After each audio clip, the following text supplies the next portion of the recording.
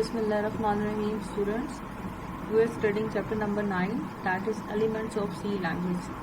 और आज के प्रीवियस कुछ लेक्चर में भी हम लोगों ने कुछ सी लैंग्वेज के एलिमेंट्स के बारे में पढ़ा था और आज भी हम सी लैंग्वेज के मज़ीद कुछ एलिमेंट्स के बारे में बात करेंगे।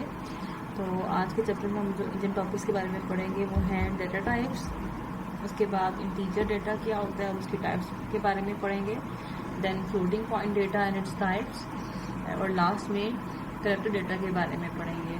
चलें स्टार्ट करते हैं with the first topic that is data types. Data type, जैसे कि आपको पता है कि डेटा की डिफरेंट टाइप्स होती हैं। कोई डेटा जो है वो सिर्फ होल नंबर्स की फॉर्म में होता है और कोई डेटा ऐसा होता है जो डेसिमल पॉइंट्स की फॉर्म में होता है। इसी तरीके से कोई डेटा ऐसा होता है जो कैरेक्टर फॉर्म में होता है। तो डेटा डिफरेंट टाइप का हो सकता है। डेटा टाइप का जो कॉन्सेप्ट है basically it refers to an extensive system that is used for declaring variables और फंक्शंस ऑफ डिफरेंट टाइप्स। यानी क्या, जब हम अपना प्रोग्राम लिखते हैं सी लैंग्वेज में तो प्रोग्राम को लिखते हुए हमें मुख्तलिफ किस्म के वेरिएबल्स और फंक्शंस की जरूरत होती है। अब डेटा टाइप का पर्पस ये होता है कि जब हम इन फंक्शंस या वेरिएबल्स को यूज़ करें तो हम उनकी जो टाइप है वो पहले से ही डिफाइन कर दें। उसका फ़ायदा ये होगा कि पहले से हम स्पेसिफाई कर दें कि ये अगर ये वेरिएबल है या फंक्शन है, इसमें सिर्फ उस किस्म का ही डेटा स्टोर किया जा सकता है जो हमने स्पेसिफाई किया है। तो ये जो काम है डेटा टाइप को स्पेसिफाई करने वाला, ये प्रोग्राम के स्टार्ट में किया जाता है at the beginning of program design. फिर जो डेटा टाइप है ऑफ ए वैल्यू, ठीक है, वो वैल्यू कोई भी हो सकती है, लाइक कोई वेरिएबल हो सकता है, कोई फंक्शन हो सकता है, लेकिन मोस्टली कॉन्टेक्स्ट में वेरिएबल की बात की जाती है, ठीक है। तो data type of a value is an attribute that tells what kind of data that value can have, ठीक है। ये बताता है कि ये बताता है कि what kind of data that value can have, कि इस वैल्यू में हम किस किस्म का डेटा स्टोर कर सकते हैं, ठीक है। ये हम पहले से ही प्री डिफाइन मतलब स्पेसिफाई कर देते हैं, ठीक है।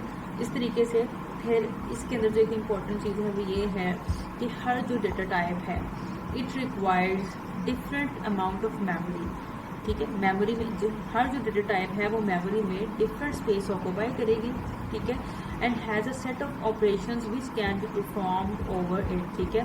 और हर डेटा टाइप के लिए कुछ सेट ऑफ ऑपरेशंस हैं जो हम स्पेसिफिक डेटा टाइप के ऊपर परफॉर्म कर सकते हैं, ठीक है। उसके बाद इसी तरीके से मैंने पॉइंट पहले बता दिया कि जब जो भी आपने डेटा टाइप यूज़ करनी है वो आप उसको जो है प्रोग्राम के स्टार्ट में स्पेसिफाई कर देंगे। जब हम स्पेसिफाई कर देंगे तो उस फिर इसका ये फ़ायदा होगा कि हम उस अगर फॉर एग्जांपल उस वेरिएबल के लिए या उस फंक्शन के लिए सिर्फ हम उसमें उसी टाइप का डेटा स्टोर कर सकते हैं जो हमने स्पेसिफाई किया होगा। फिर हम देख लेते हैं इसकी कैटेगरीज। डेटा टाइप्स को बेसिकली 4 कैटेगरीज में क्लासीफाई किया गया है, ठीक है। ये देख लेते हैं कौन कौन सी है। Integer that is use to, इसको हम इंट भी पढ़ते हैं, और int stand for integer that is use to store the numeric values. Numeric values को स्टोर करने के लिए इस्तेमाल की जाती है ये डेटा टाइप। फिर उसके बाद float that is use to store the real values, ये रियल वैल्यूज़ को स्टोर करने के यूज़ की जाती है। रियल वैल्यूज़ कौन सी होती हैं? रियल वैल्यूज़ ऐसी वैल्यू होती हैं जो डेसिमल पॉइंट के साथ हों या जो फ्रैक्शन की फॉर्म में हों, उन्हें हम रियल वैल्यूज़ कहेंगे, ठीक है। उसके बाद next is double data type is use to store the large real values.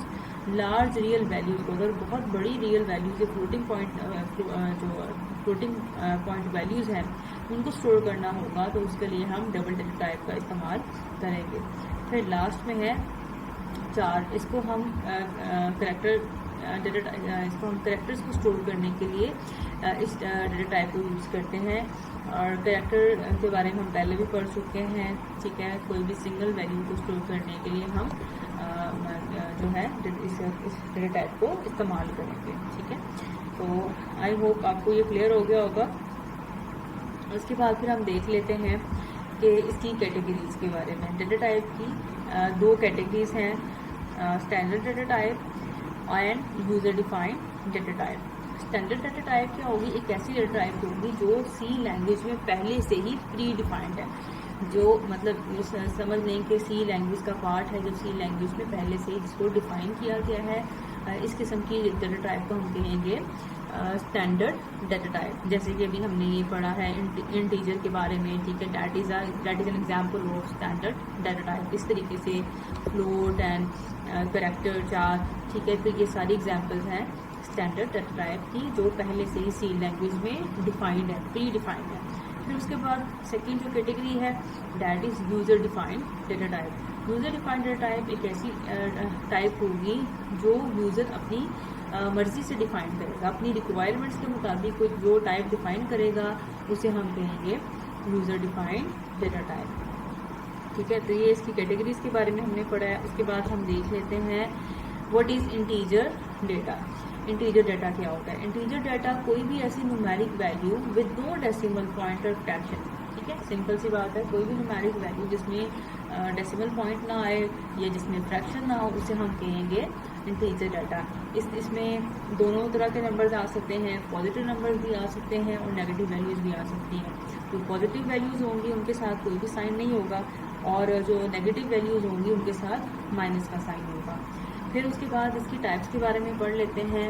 Integer data की 5 टाइप्स हैं, 5 टाइप्स की इसकी 5 टाइप्स हैं, ठीक है। देख लेते हैं कौन कौन सी है। इंटीजर, इंट, ठीक है, देन शॉर्ट, फिर उसके बाद लॉन्ग इंट, फिर उसके बाद unsigned int and then last में अनसाइंड लॉन्ग इंट, ठीक है। ये सारी टाइप्स हैं इंटीजर डाटा की।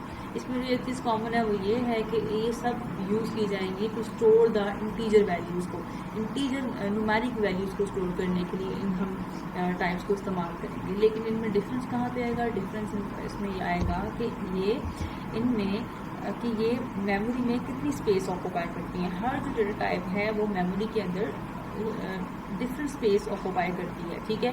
और दूसरा डिफरेंस आएगा कि वो उसमें उसकी रेंज ऑफ वैल्यूज़ में कि उस स्पेसिफिक डाटा टाइप के अंदर हम कितनी रेंज के अंदर डेटा को स्टोर कर सकते हैं, ठीक है।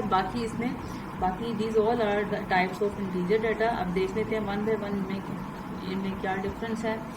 सबसे पहले इंट है, और जब हम कोई इंट टाइप की वैल्यू डिक्लेयर करेंगे, ठीक है, तो क्या होगा कि मेमोरी के अंदर 2 बाइट्स की स्पेस रिजर्व होगी, ठीक है। यानी कि जब भी हम इंट यूज़ करेंगे तो इसके लिए जो प्री डिफाइंड इसके लिए कितनी स्पेस रिजर्व है, इसके लिए कितनी बाइट्स ऑक्यूपाई की जाती हैं? 2 बाइट्स, ठीक है।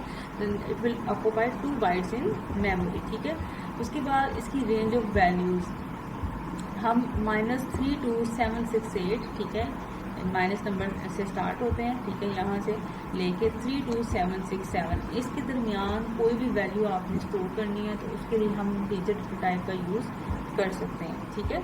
उसके बाद हम सेकंड देख लेते हैं that is short data type. इसको हम बाद दफ़ा शॉर्ट एंड भी लिख सकते हैं और इसके लिए जब हम जब ये डाटा टाइप यूज़ करेंगे तो ये मेमोरी में स्पेस ऑक्यूपाई करेगी, 2 बाइट्स की स्पेस ऑक्यूपाई करेगी और इसकी रेंज भी सेम है, that is -3 to 768 to 3 to 767 इसके दरमियान इसकी रेंज है। फिर उसके बाद नेक्स्ट देख लेते हैं that is unsigned int. Unsigned it also occupy 2 bytes in memory and it is use to store only positive number. सिर्फ पॉजिटिव नंबर्स को स्टोर करने के लिए यूज़ की जाती है। 0 से स्टार्ट होते हैं, 0 से लेके 65,535 इनके दरमियान तक हम इस रेंज तक हम नंबर्स को स्टोर कर सकते हैं इस टाइप में, ठीक है। उसके बाद next is long data type. It occupies 4 bytes in memory. Memory में ये 4 बाइट्स की स्पेस ऑक्यूपाई करती है, ठीक है, और ये बहुत बड़ी न्यूमेरिक वैल्यूज़ को स्टोर करने के लिए हम इस डाटा टाइप को यूज़ करते हैं। और इसकी रेंज कितनी है ये देखें, बहुत बड़ी, मतलब आप इसमें वैल्यू स्टोर कर सकते हैं। रेंज इज -2 147 483 648, ठीक है। यहाँ से इसकी रेंज स्टार्ट हो रही है और कहाँ तक जा रही है 2147 483 एंड 647 इस रेंज तक हम कोई भी नंबर को स्टोर करना चाहें तो वो हम लॉन्ग डाटा टाइप में स्टोर कर सकते हैं। उसके बाद next is unsigned long. Unsigned long is also use to store very large numeric values but ये इसमें सिर्फ हम क्या होगा कि हम सिर्फ पॉजिटिव नंबर्स को स्टोर कर सकते हैं। ये सिर्फ इसकी जो रेंज, इसकी जो मेमोरी में ये कितनी स्पेस ऑक्यूपाई करती है, it occupies 4 bytes in memory, ठीक है। इसके लिए 4 बाइट्स की स्पेस रिजर्व हो जाएगी और जब भी हम कोई डिक्लेयर करते हैं unsigned long, okay, unsigned long के लिए जो रेंज है दैट इज 0 to 4294 967 एंड 295, ठीक है। इस दरमियान ये सिर्फ पॉजिटिव नंबर्स को स्टोर करने के लिए यूज़ की जाती है, ठीक है। उसके बाद हम देख लेते हैं floating point data. Floating point data ये होता है कि कोई भी ऐसी न्यूमेरिक वैल्यू जिसमें डेसिमल पॉइंट आ जाएगा, फ्रैक्शन हो, उसे हम फ्लोटिंग पॉइंट डेटा कहेंगे। और इसके अलावा इसको हम रियल डेटा टाइप भी कह सकते हैं, और इसमें भी इस तरीके से दोनों तरह के नंबर्स आ सकते हैं, positive and negative numbers, like 10.6, 9.8 and -20.5। These are some examples of floating point data. फिर उसके बाद हम देख लेते हैं कि इसकी टाइप्स क्या हैं। इसके 3 टाइप्स हैं, float, double and long double. There 3 types. फिर इसमें भी क्या सेम बात है, सेम चीज़ ये है कि these all are used to store the floating point data, but the difference is how much space they occupy in memory and उसके अलावा इसमें कि ये रेंज ऑफ वैल्यूज़ कि कितनी हर डेटा टाइप की जो रेंज है वैल्यूज़ को स्टोर करने की वो डिफरेंट होगी। तो हम देख लेते हैं, जैसे for example first data type है that is float, it occupies 4 bytes in memory, और इसकी जो रेंज है डेट इज 3.4 इंटू 10 की पावर -38 टू 3.4 इंटू 10 की पावर +38, ठीक है। तो ये इसकी रेंज, इस रेंज के दरमियान हम वैल्यूज़ को स्टोर करने के लिए फ्लोट डेटा टाइप का यूज़ कर सकते हैं। उसके बाद नेक्स्ट है डेट इज डबल, और ये स्पेस ऑक्यूपाई करती है 8 बाइट्स की मेमोरी में, और इसकी रेंज है 1.7 इंटू 10 की पावर -308 टू 1.7 इंटू 10 की पावर 308। तो ये बहुत लार्ज रियल वैल्यूज़ को स्टोर करने के लिए इस्तेमाल की जाती है। उसके बाद है long double, it occupies 10 bytes in memory and its range is 1.7 to 10 की पावर -4932 to 1.7 into 10 की पावर 4932, ठीक है। तो ये बहुत ज़्यादा लार्ज फ्लोटिंग पॉइंट नंबर्स को स्टोर करने के लिए इसको हम इस्तेमाल करते हैं, ठीक है। देखें इसकी रेंज कितनी ज़्यादा है, ठीक है। तो आई होप आपको ये टॉपिक क्लियर हो गया होगा। उसके बाद हम बात कर लेते हैं कैरेक्टर डेटा टाइप की, नेक्स्ट टॉपिक की। Character data type is use to store character value. Character data type जो है सिर्फ कैरेक्टर वैल्यूज़ को स्टोर करने के लिए यूज़ की जाती है, और मेमोरी में सिर्फ ये 1 बाइट की स्पेस ऑक्यूपाई करती है, ठीक है। जब भी हम कोई कैरेक्टर टाइप की वैल्यू डिक्लेयर करेंगे, चाहे वो वेरिएबल है चाहे फंक्शन है, तो उसमें क्या होगा कि वो सिर्फ मेमोरी में 1 बाइट की स्पेस ऑक्यूपाई होगी उसके लिए। And it is use to represent a letter, number, punctuation mark and some other symbol, ठीक है। तो कैरेक्टर में हम कोई भी कैरेक्टर स्टोर कर सकते हैं, चाहे वो कोई लेटर है, नंबर है, कोई पंक्चुएशन मार्क है, या कोई कुछ स्पेशल सिंबल्स हैं जो यूज़ किए जाते हैं एज अ कैरेक्टर। फिर character values are normally given in single quotes. इसके बारे में हम पहले पढ़ चुके हैं। कैरेक्टर वैल्यूज़ सिंगल कोट्स में दी जाती हैं, लाइक यहाँ पे ए, ठीक है, that is a character, then X single quotes में क्लोज है, that is also character, 5 it's a character, ठीक है। इस तरीके से $साइन है, इट्स अ कैरेक्टर। उसके बाद नेक्स्ट इसमें बहुत एक इम्पॉर्टेंट पॉइंट है, वो ये है कि जो कैरेक्टर वैल्यूज़ हैं इनको हम डिफरेंटली मैनिपुलेट करते हैं, ठीक है। यानी कि फॉर एग्जांपल यहाँ पे अगर ये 5 लिखा है, ठीक है, ये डिफरेंट कंसिडर किया जाएगा दूसरे 5 जो मैंने लिखा हुआ है यहाँ पे, ठीक है। किस तरह से डिफरेंट है, यानी कि यहाँ पे ये जो 5 है that is a number, that is a integer, ठीक है। बट दिस 5 जो सिंगल कोट्स में इंक्लूड है, it's not an integer, it's a character value, ठीक है। तो ये दोनों को डिफरेंटली मैनिपुलेट किया जाएगा, they will be considered different. फिर उसमें एक और इम्पॉर्टेंट पॉइंट है, वो ये है कि it is also possible to perform mathematical operations on character values, ठीक है। We can perform mathematical operations on the data. हम कैरेक्टर वैल्यूज के ऊपर मैनिपुलेशन परफॉर्म कर सकते हैं, like we can do addition, subtraction, division, multiplication. We can also compare the characters, comparison भी कर सकते हैं जैसे हम नंबर्स का करते हैं। लेकिन किस तरह से होगा ये, वो इस तरह से होता है कि जब भी हम कोई कैरेक्टर वैल्यू स्टोर करते हैं कंप्यूटर में, तो क्या होता है कि वो उसके अगेंस्ट एक आस्की कोड उसको असाइन कर दिया जाता है। आस्की के बारे में हम पहले पढ़ चुके हैं।